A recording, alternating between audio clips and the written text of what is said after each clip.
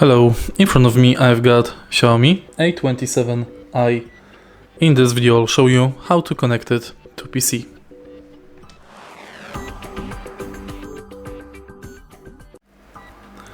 In the beginning, let's prepare HDMI cable that is included in original package, or you can use your DisplayPort cable.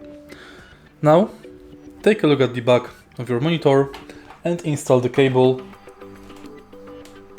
inside the port at the back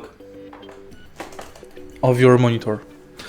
The second part of the cable connect to your device. It can be PC, Xbox, PlayStation, or any other device that supports HDMI. If you find this video helpful, please leave like, comment and subscribe.